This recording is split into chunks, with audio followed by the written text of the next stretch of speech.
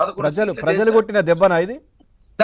పెద్ద దెబ్బ సార్. ప్రజలు కొట్టిన దెబ్బ కుయ్యి ముందు అబ్బాలు సాంగ్ ఒకటి సార్. అమలు సార్ ఏంది సార్ అందులో 151 సీట్లు ఎక్కడ, 11 సీట్లు ఎక్కడ?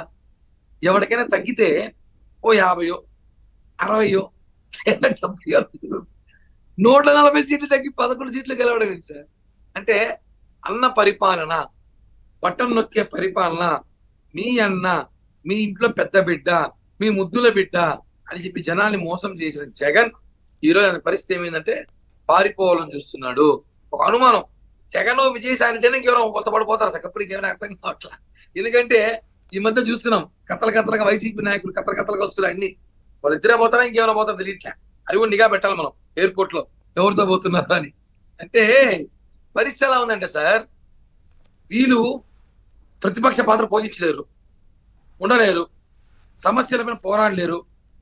ఇప్పుడు ఏమి పరిస్థితి, వెళ్ళిపోతారు, అసెంబ్లీకి రారంట, పారిపోతారంట. జనం ఇవన్నీ చూస్తున్నారు. కనీసం ఇప్పుడు మళ్ళీ పోరాడి ప్రజల పక్షం నిలబడితే అసలు ఏముంది చెప్పాల్సిన అవసరం ఉంది. నాకు అనిపించి పవన్ కళ్యాణ్ గారి వ్యక్తి అక్కడ ఉన్నాడు. ఇచ్చిన మాట ప్రతిదీ చంద్రబాబు గారు సూపర్ 6 కానివ్వండి, ఏ హామీలు ఇచ్చారో అవన్నీ కూడా నెరవేరుస్తాం. వీళ్ళకి ప్రతిపక్ష పాత్ర కాదు, వీళ్ళు మా మీద కౌంటర్ చేయడానికి, మా మీద కామెంట్ చేయడానికి, మా మీద పోరాడడానికి కూడా అవకాశం లేదు. అని ఎందుకు పోరాడతారు తెలిసిపోయింది. అద్భుతమైన పరిపాలన ఉండబోతుంది. మనం ఏమైనా మాట్లాడితే ప్రజలే మనల్ని కొడతారు, రాళ్లతో కొడతారు. ఈసారి ఓటు రూపంలో కొట్టారు, ఈసారి రాళ్లతో కొడతారు. కాబట్టి మనం మాట్లాడకుండా తప్పించుకొని పారిపోతే బెటర్ ఆలోచనతో ప్రయత్నిస్తున్న ఒక అనుమానం ఉంది. ఖచ్చితంగా వాళ్ళిద్దరు పారిపోతారు. ఇంకొక వాళ్ళైతే ఎవరు నమ్ముకొని ఉన్నారు మిగతా రెడ్డి గారులందరూ పార్టీలో, వాళ్ళందరూ కూడా చెరో దారి వెళ్ళిపోతారు.